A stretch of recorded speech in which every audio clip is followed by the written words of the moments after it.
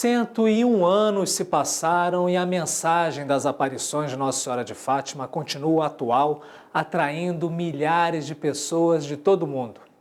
O repórter Canção Nova de hoje nos leva para uma peregrinação em Fátima. Vamos conhecer o carisma, a mensagem e o local onde o Papa São João Paulo II intitulou como Altar do Mundo.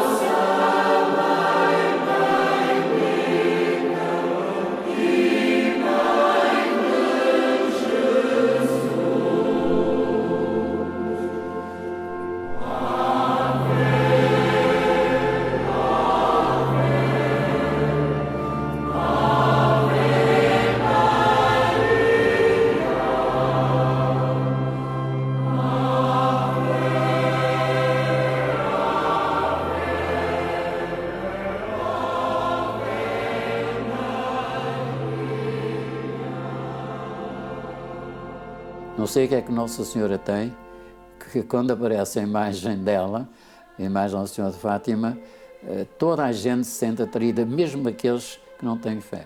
Não há nada que nós não pedimos que ela não nos favoreça.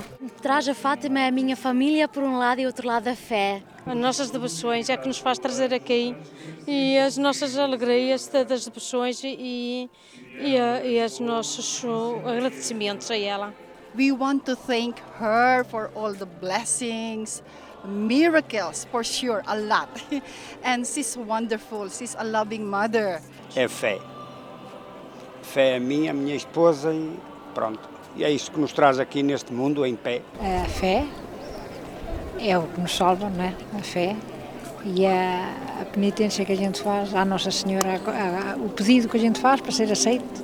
E sei que aqui dentro cá uma força que faz o nosso coração mexer.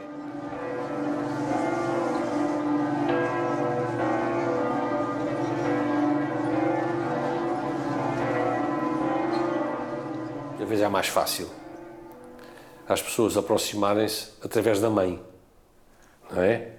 Aproximarem-se, quantas vezes nós não queremos pedir uma coisa ao nosso pai e vamos pedir à mãe, ou a mãe peça ao pai, não é? E vai daí, penso eu, que tem muito a ver também com a Nossa Senhora, com a ternura, com a imagem de mãe de Nossa Senhora.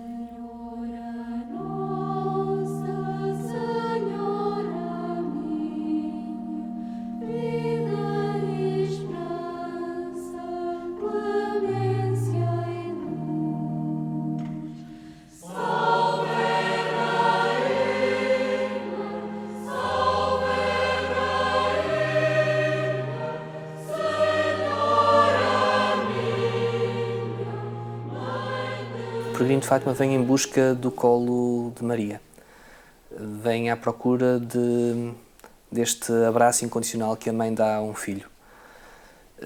Eu costumo dizer que nas múltiplas manifestações de fé do peregrino de Fátima, que passam pelas celebrações do nosso programa oficial, participação numa missa ou num terço, as tradicionais procissões de velas ou a procissão do adeus, mas também outras manifestações que são da genuína expressão do peregrino e que não são sequer impulsionadas nem incentivadas pelo santuário, como, por exemplo, o acender de uma vela ou até fazer um percurso de joelhos, que são manifestações que, por muito que nós quiséssemos eliminar, continuariam a ser feitas pelos peregrinos. E costumo dizer que neste tipo de expressões, nesta diversidade imensa que existe de expressões por parte do peregrino, há duas palavras que estão ali a ser ditas pelos peregrinos a Maria. Uma de duas palavras ou as duas em conjunto. E essas palavras, creio eu, são estas. É gratidão, vem dizer obrigado pela presença de Deus na minha vida, por aquilo que sinto que Deus faz em mim, ou confiança.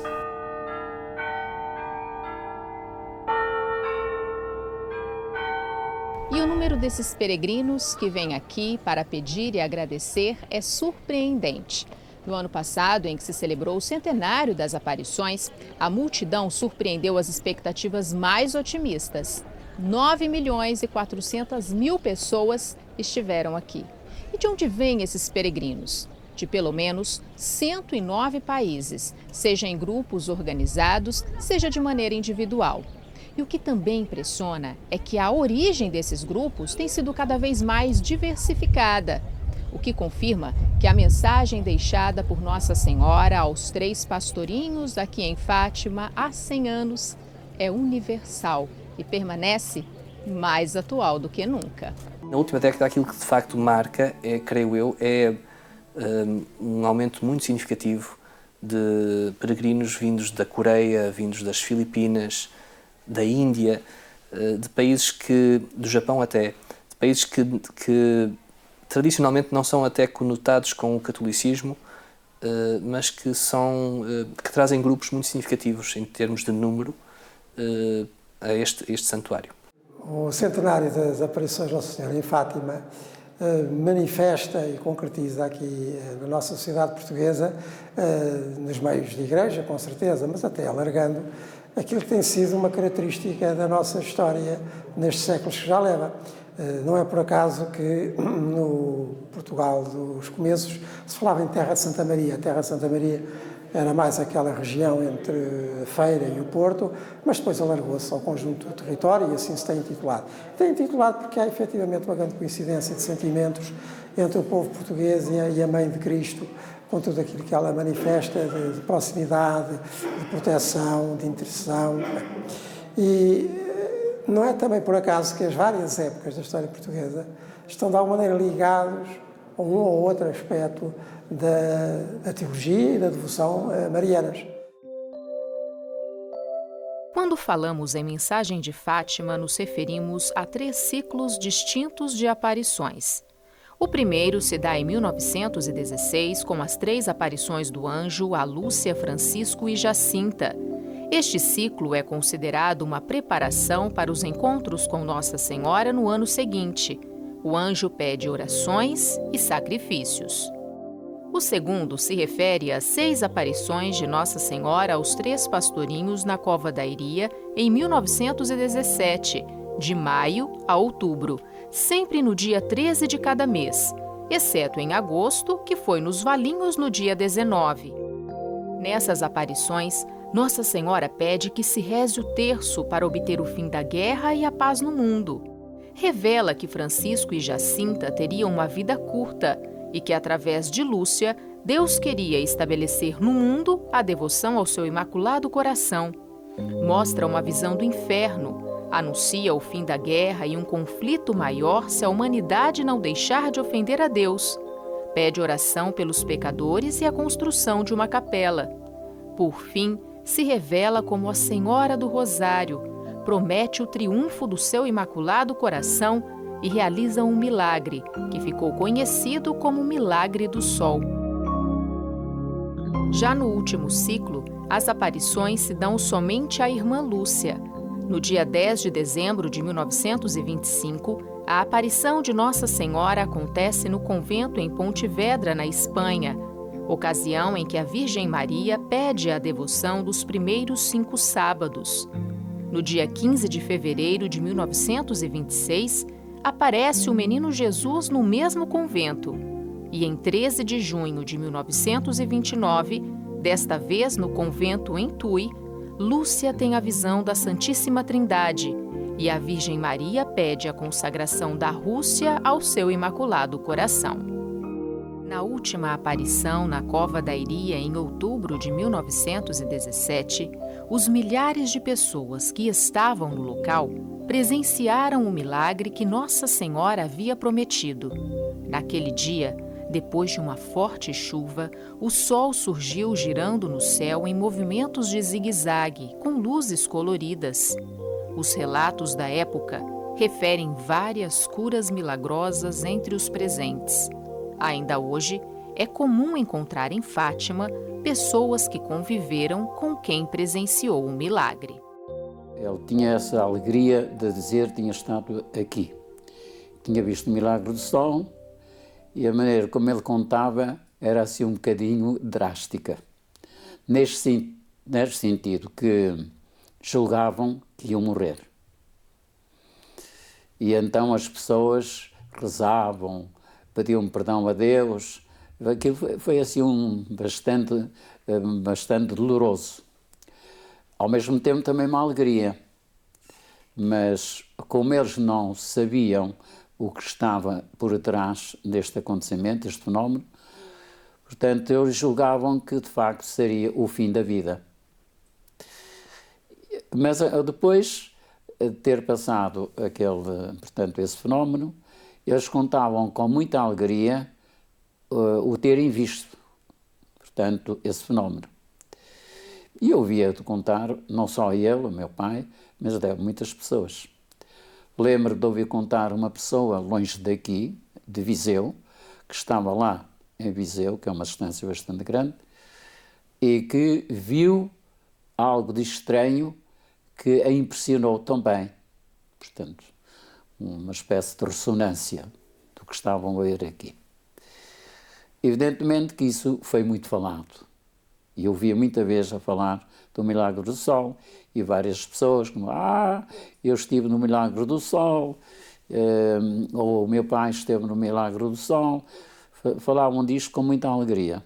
Portanto, a história é assim um bocadinho interessante na maneira como as pessoas fixaram o fenómeno e que lhe ficou no coração. Em 1917, Fátima era uma pequena aldeia no cimo de uma montanha, algo afastada do resto de Portugal, e de acesso não tão fácil. Creio que isto é talvez um dos primeiros indícios do que era esta localidade, o que eram estas crianças até, que são testemunhas deste acontecimento. Porque, de certa forma, é gente que está fora do contexto mundial. Portanto, quando a Senhora do Rosário fala a Lúcia, Francisco e Jacinta da Rússia, quando lhes pede que rezem pela conversão da Rússia, eles não fazem ideia do que é a Rússia.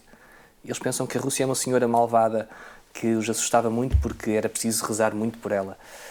Então, o contexto para o qual Fátima fala não é o contexto próximo desta aldeia remota. Porque o mundo deste século de Fátima é, de facto, um mundo que atravessa os dramas mais terríveis que possamos imaginar. O século de Fátima é este século que é marcado por 2 grandes guerras mundiais, é este século que é marcado por todo o tipo de genocídios e violências dramáticas, é o século dos grandes totalitarismos políticos, em que o homem, de certa forma, escraviza o próprio homem, em que Deus é afastado do horizonte, se quisermos, com as consequências naturais que tem na relação humana, deste afastamento de Deus. E, portanto, este é o contexto histórico para o qual Fátima fala. Quando se começa a saber que 3 crianças foram testemunhas de uma aparição de Nossa Senhora, começam a juntar-se pequenas multidões. E se na segunda aparição havia um grupinho de algumas dezenas, de cerca de 70 pessoas, em outubro Portanto, na sexta aparição havia cerca de 70 mil pessoas. Portanto, o número foi, de facto, progredindo de uma forma muito rápida, a notícia espalhou-se quase sem haver estratégias como uma televisão, portanto, de forma muito missionária, diria. Nossa Senhora respondeu várias perguntas de uma maneira muito concreta à vidente Lúcia. Uma delas foi que havia aqui um jovem, perto, na moita, que se chamava o João Carreira. Tinha 14 anos. E a mãe pediu à Lúcia para ela pedir a Nossa Senhora a cura do seu filho João, que era portador de uma deficiência muito profunda. E então a Lúcia pediu a Nossa Senhora se curava um aleijadinho da moita.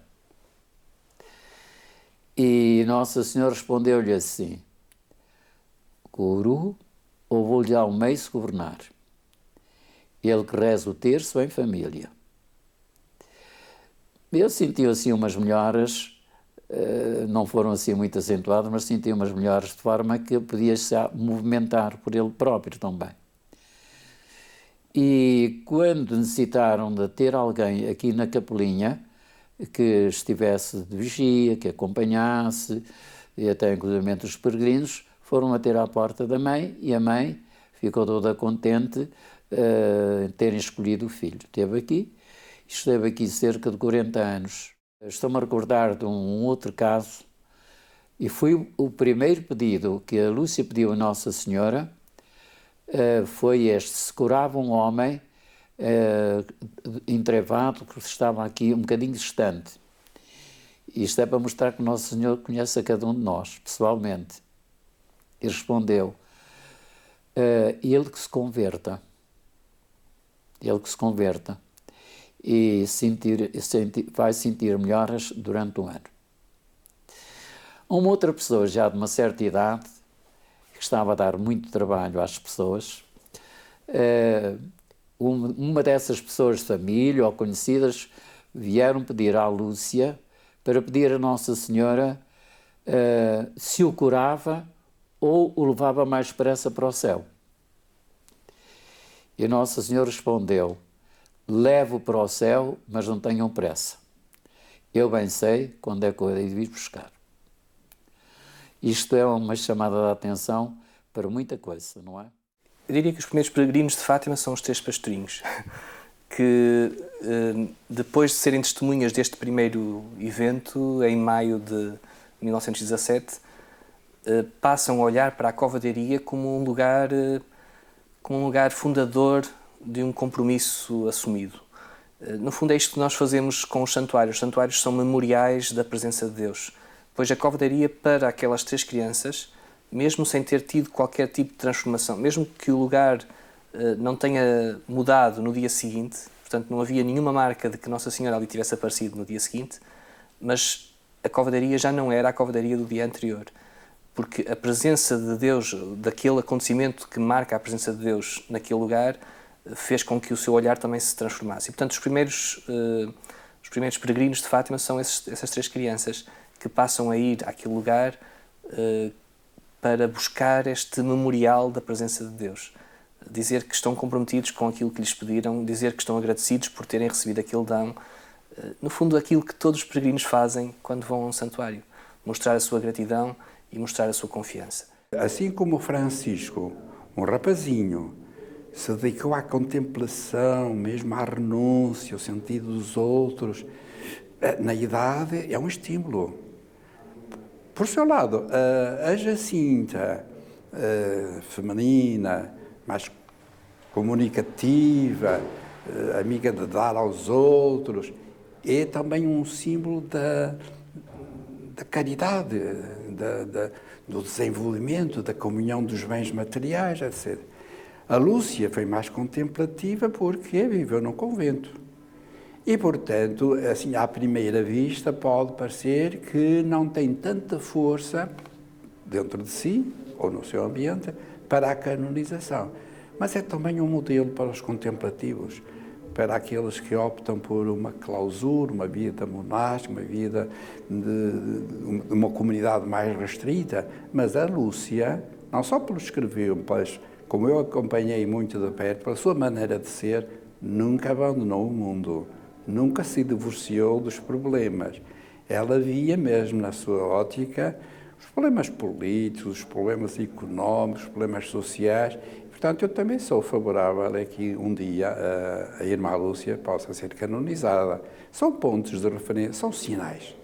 Porque a Igreja, e já o Evangelho, fala muito por sinais. Lúcia morreu aos 97 anos em 13 de fevereiro de 2005 e está em processo de beatificação. Seus primos, Francisco e Jacinta Marto, morreram ainda crianças pouco tempo depois das aparições e se tornaram os mais jovens santos não mártires da Igreja Católica. Eles foram canonizados pelo Papa Francisco no dia 13 de maio de 2017, ocasião em que o Papa esteve em Fátima para presidir a primeira peregrinação internacional aniversária do centenário das aparições. Declaramos e definimos como santos os beatos Francisco Marto e Jacinta Marto.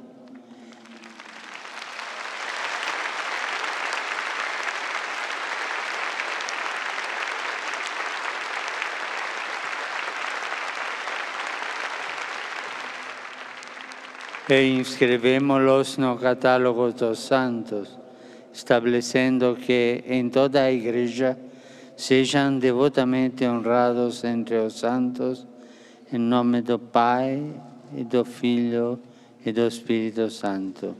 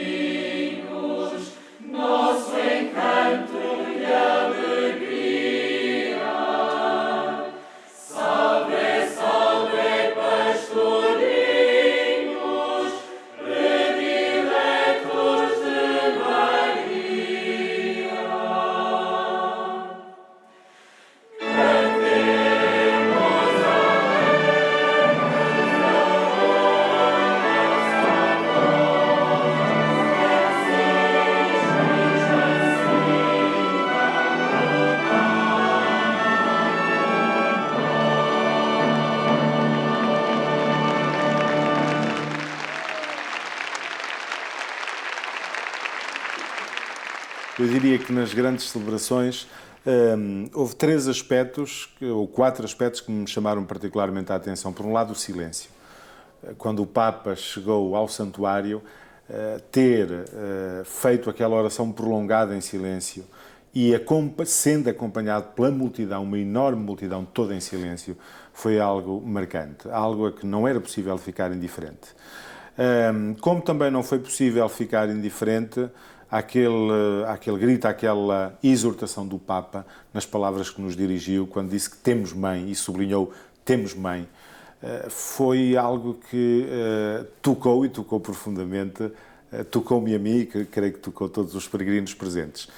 Um outro aspecto que tinha que tocar necessariamente foi o momento da canonização, quando nós vimos o Papa a proclamar neste lugar como santos o Francisco e a Jacinta, e eu recordo que as canonizações habitualmente têm lugar em Roma, dado, enfim, este caráter oficial e universal, são santos para toda a Igreja. Tocou-me particularmente esse momento tão significativo feito pelo Papa neste lugar, e é muito expressivo quando o Papa diz, ainda antes de terminar a fórmula, quando diz que declara como santos Francisco e Jacinta, a multidão rompe num aplauso incrível que depois repete no final da fórmula.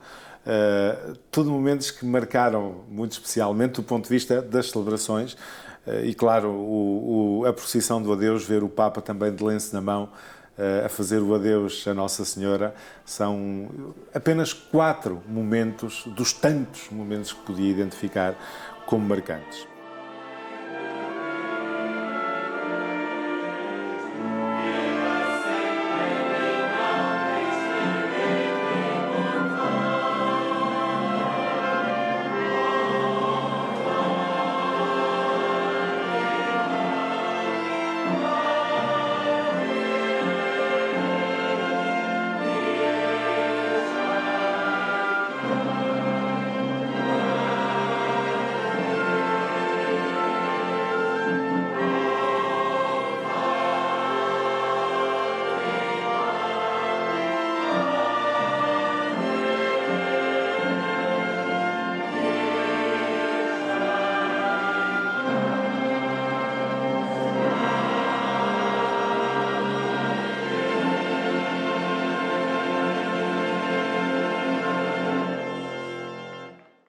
No próximo bloco, conheceremos os grupos que prestam serviço em Fátima auxiliando os peregrinos.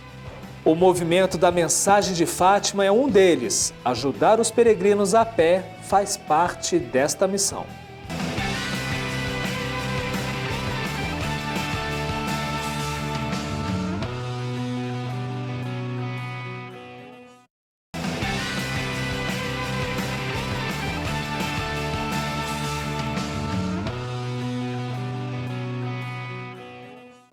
Peregrinos de pelo menos 109 países visitam Fátima anualmente, seja em grupos organizados ou individualmente, e relatam as histórias de milagres atribuídos à intercessão de Nossa Senhora de Fátima.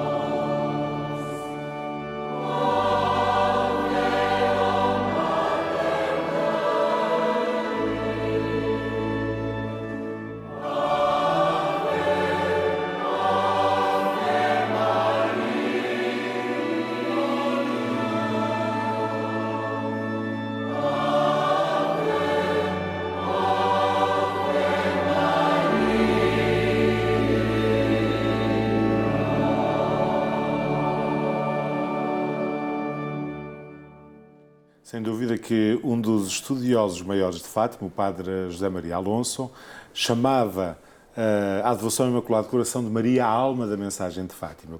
Podemos, por isso, considerar que aqui está o núcleo fundamental da mensagem. Este Imaculado Coração de Maria, que por um lado é nosso refúgio e nos convida à confiança, mas por outro lado também que se apresenta como caminho para Deus.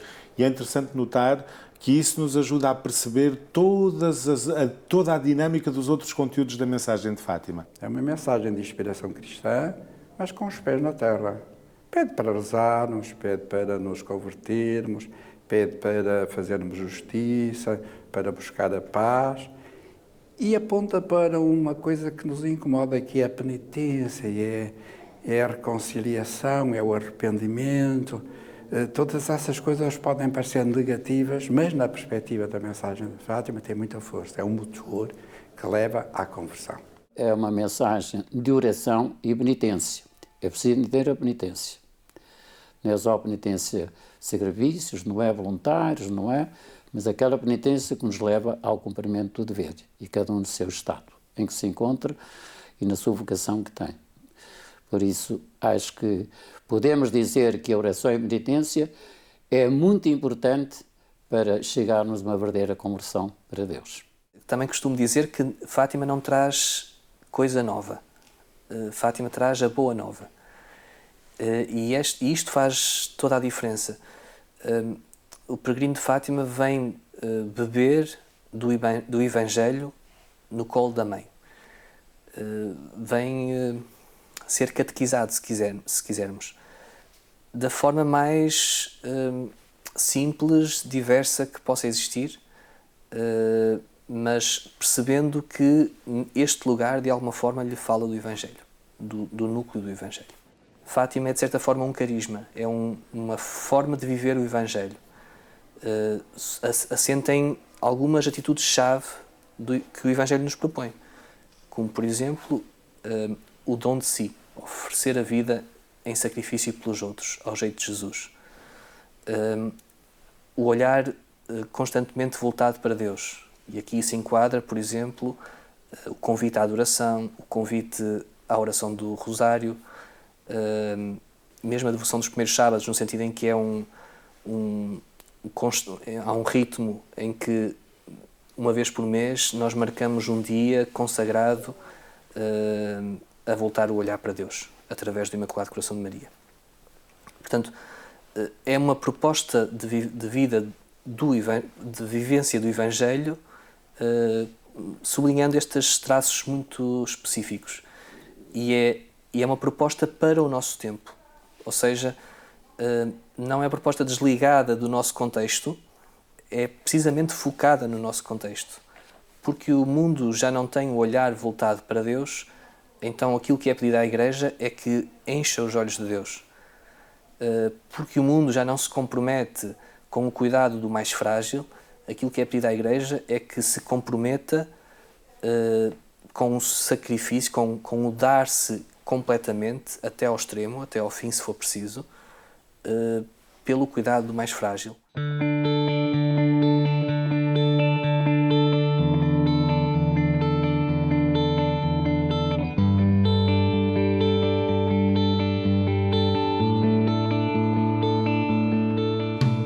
Embora a cidade de Fátima seja de fácil acesso aos peregrinos, seja por meio de ônibus, carros, motos e tantos outros meios de transporte, muitos escolhem fazer o percurso a pé. É comum, especialmente entre os meses de maio a outubro, encontrar grupos como este.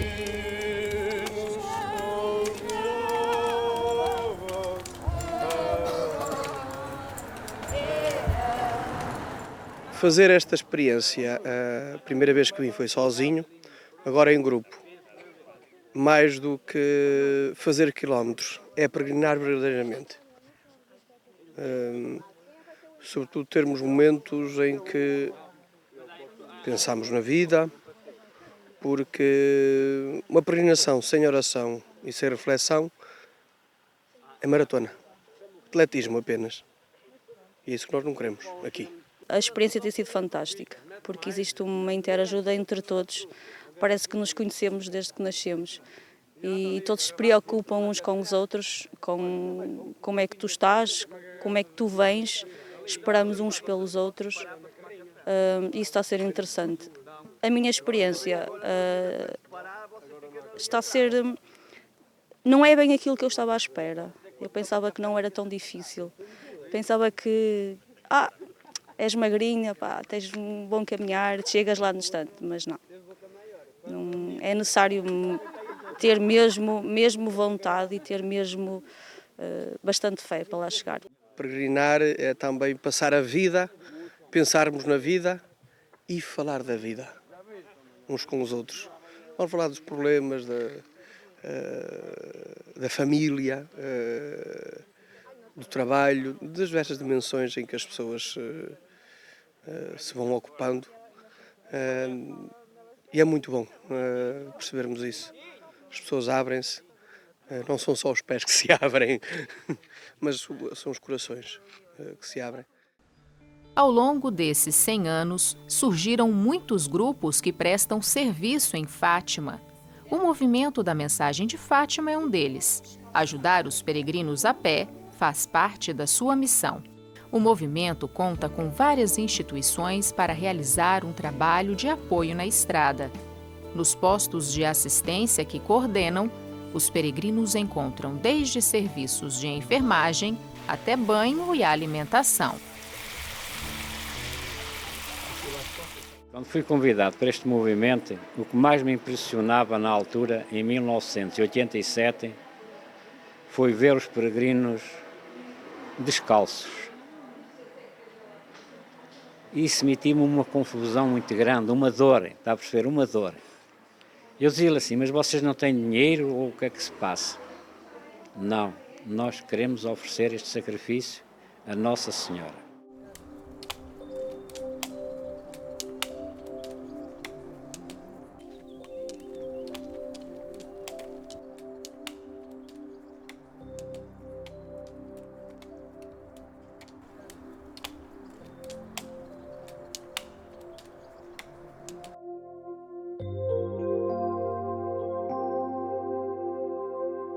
Pessoas de 70, 80, 90 anos.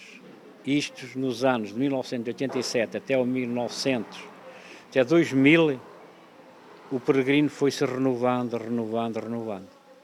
Eram só pessoas dos 80 anos para cima, dos 60 e tais anos para cima. Os mais novos talvez tivessem uns 50 anos. Hoje não, hoje já não é assim. Hoje é jovens, grupos de jovens. É uma alegria muito grande. Porque muitas pessoas diziam assim, Fátima irá acabar quando acabar a guerra em ultramar. Coisas que eu vi, que os peregrinos me contavam, os de mais idade. E eu dizia assim, não pensem nisso, não vai ser verdade.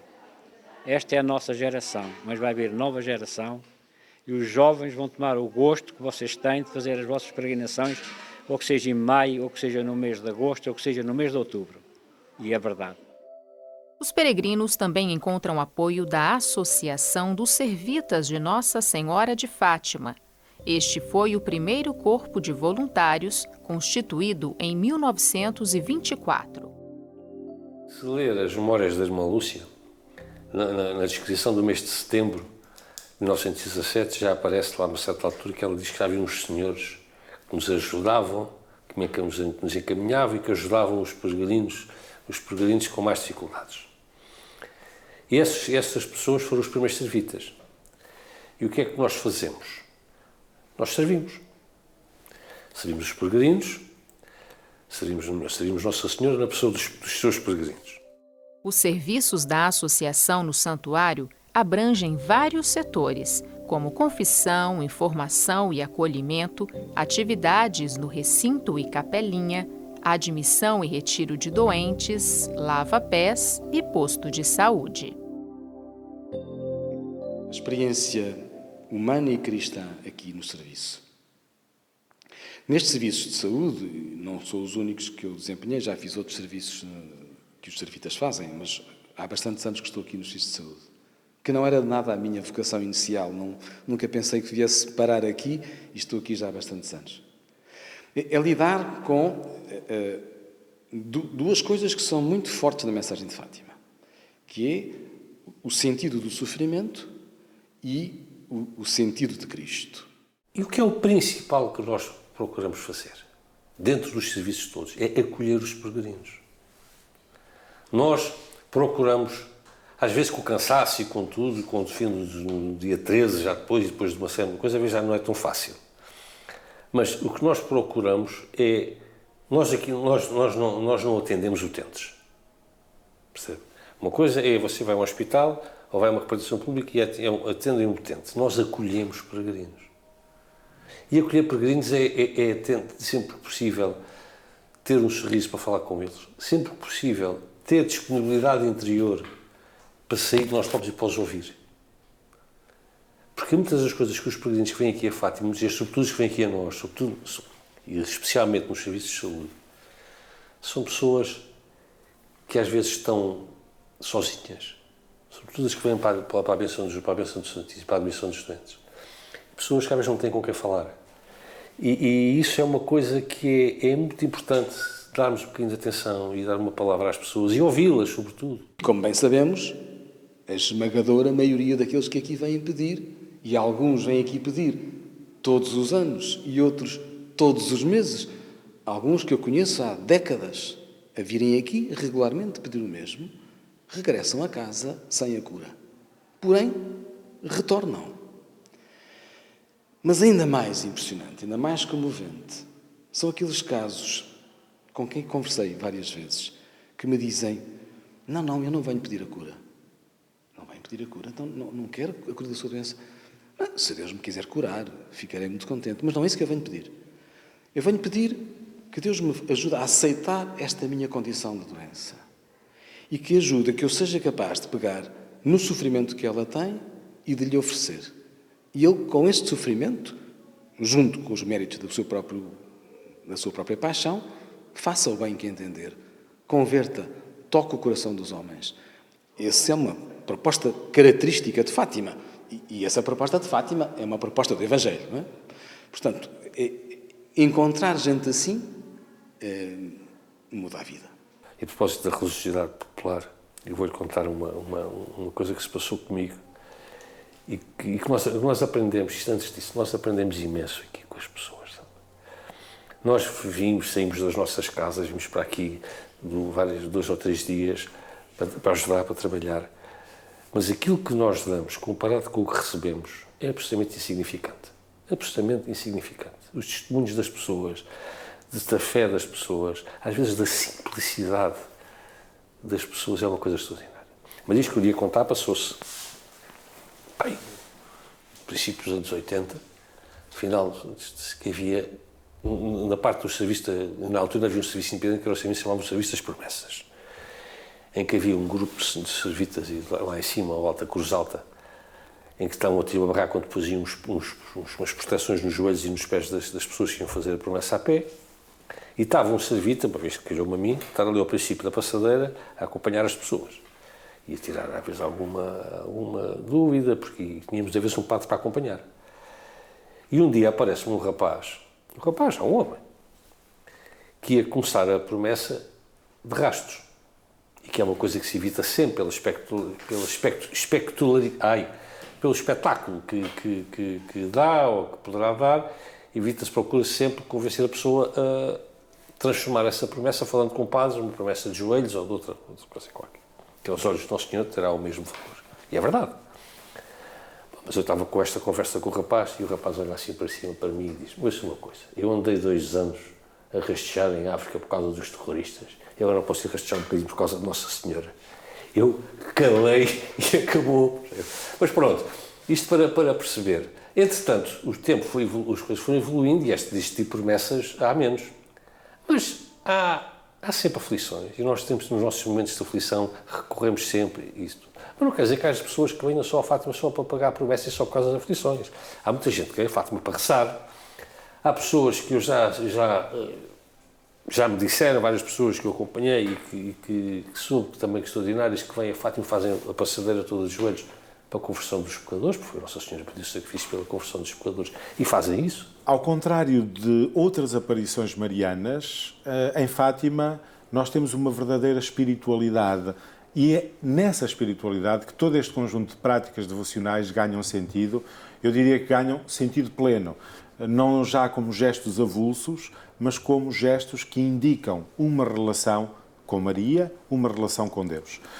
Obviamente que aquilo que chama a atenção quando se visita o santuário, por exemplo, o que chama a atenção muitas vezes são essas práticas tomadas isoladamente. Nós olhamos para quem cumpre a sua promessa, seja na passadeira que desce do alto do recinto até à capelinha ou à volta da capelinha, olhamos para aqueles que vão acender a sua vela no tocheiro e perdemos muitas vezes a perspectiva do todo. O perceber que estas devoções fundamentalmente, o que procuram expressar é a grande confiança em Deus, que aqui se manifesta pela mão de Maria, por um lado, e por outro lado, a súplica que se apresenta por aquilo que são as necessidades que a pessoa vai sentindo, por aquilo que são as dificuldades que a pessoa tem de enfrentar na sua vida.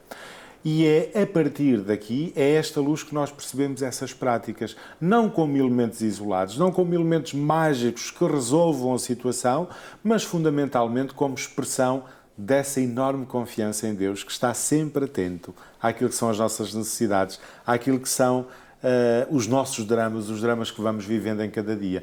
E é isso que o peregrino, ao chegar, expressa as suas dificuldades, preocupações e dramas, com esta mesma confiança. E por isso é à luz desta devoção e desta espiritualidade, que é uma espiritualidade centrada em Deus, que é uma espiritualidade que parte de Jesus Cristo presente na Eucaristia, que é uma espiritualidade mariana, que se percebem estas práticas. Aliás, Nossa Senhora pede algumas delas. Eu estou a recordar o Rosário Terço, que é o pedido, mais vezes repetido por Nossa Senhora.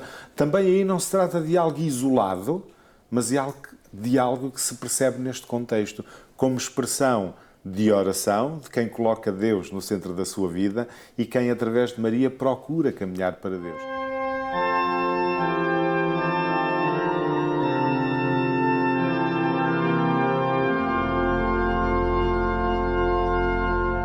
As celebrações do centenário já terminaram, mas foram vividas com tanta intensidade e renderam tantos frutos espirituais que o santuário deu início a um novo ciclo de 3 anos para fazer memória de tamanha graça ao longo do século. O tema deste triênio é tempo de graça e misericórdia. A intenção é que o peregrino tenha uma atitude de ação de graças por tudo aquilo que Fátima representa para a Igreja e para o mundo.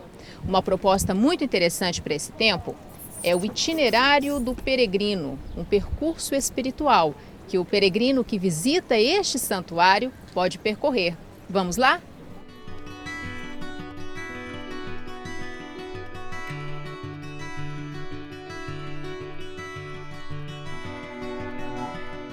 O percurso tem 5 etapas e começa aqui na Cruz Alta. A partir daqui, somos convidados a olhar esse local como filhos amados de Deus, a quem é dada uma mãe e uma casa. A segunda etapa é a Basílica de Nossa Senhora do Rosário de Fátima. No caminho, passamos pela imagem de São João Paulo II, um homem que teve a vida totalmente entregue a Maria e nos incentiva a ter a mesma confiança.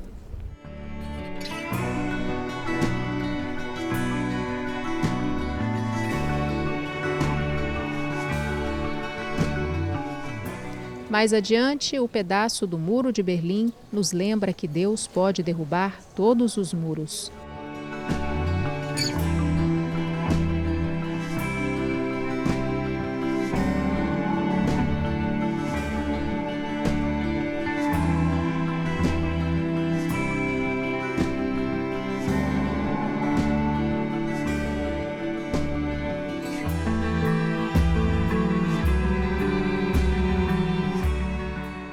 E chegamos à Basílica. Em uma de suas aparições, Nossa Senhora pediu que se construísse aqui uma capela. O convite para cada um de nós é, diante do altar, recordar a igreja, nossa comunidade paroquial, nossa família e todos que nos ajudam na caminhada cristã.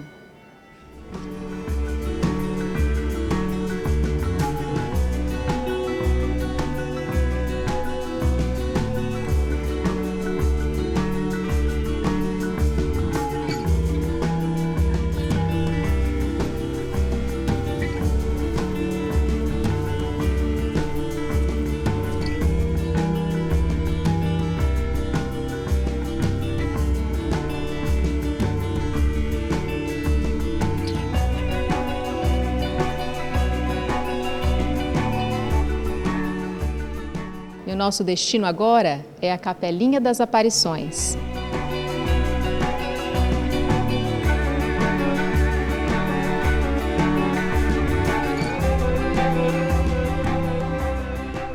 A capelinha é o local exato em que Nossa Senhora apareceu. Aqui, a Virgem Maria prometeu a Lúcia e promete a cada um de nós: o meu imaculado coração será o teu refúgio e o caminho que te conduzirá até Deus.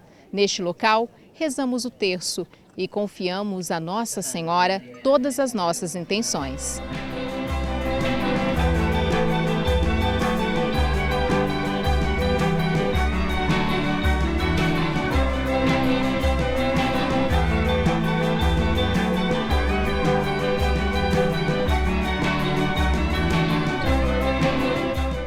E agora vamos para a Capela do Santíssimo Sacramento.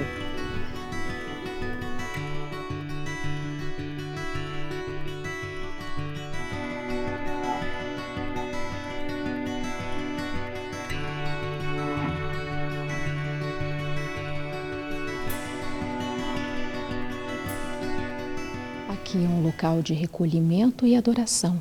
Somos convidados a adorar Jesus Eucarístico e a colocá-lo no centro de nossas vidas.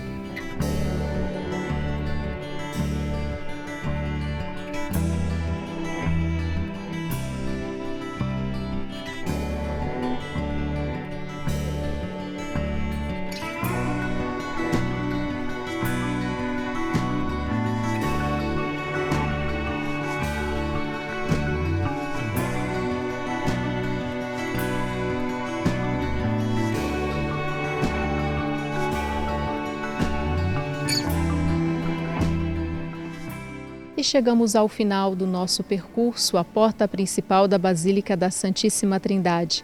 Por fim, rezamos por todas as pessoas que precisam das nossas orações. Daqui pedimos que a graça de nosso Senhor Jesus Cristo, o amor do Pai e a comunhão do Espírito Santo estejam com todos nós.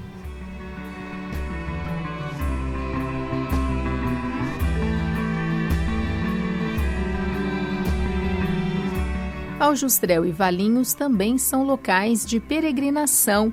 Ali se conservam as casas dos pastorinhos e os locais que o anjo apareceu.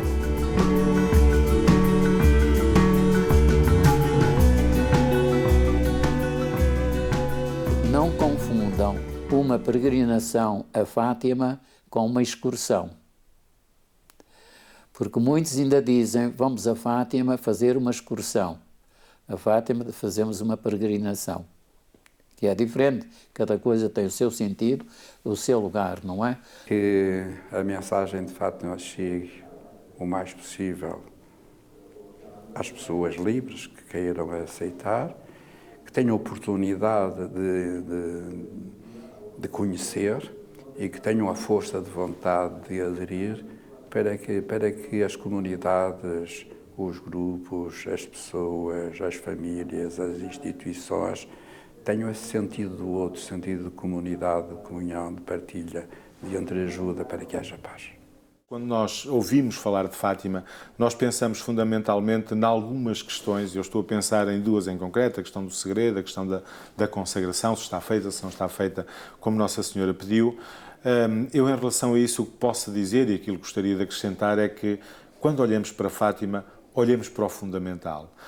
Não nos percamos com questões que são sempre secundárias e serão sempre secundárias.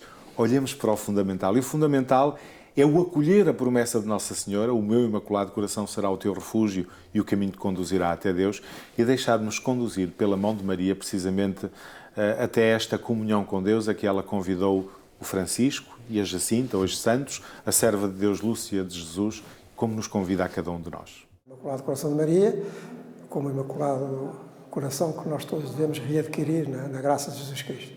E o amor, porque está do coração, expulsa o temor. Isso também vem na Escritura, não é? E, portanto, quem vive no coração de Cristo e de Maria, outra maneira de dizer, no coração de Deus, como Ele se manifestou no mundo, não tem medo, porque venha o que vier, sabe que já ganhou.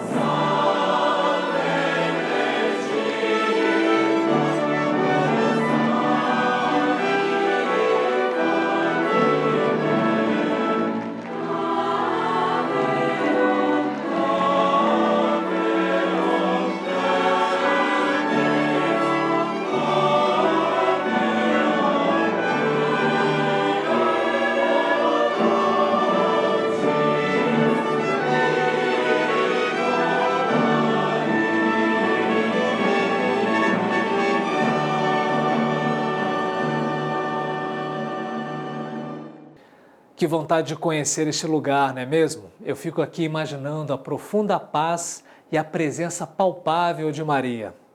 Que Nossa Senhora de Fátima rogue por mim e por você nesta semana que se inicia. Até o próximo programa. Um grande abraço.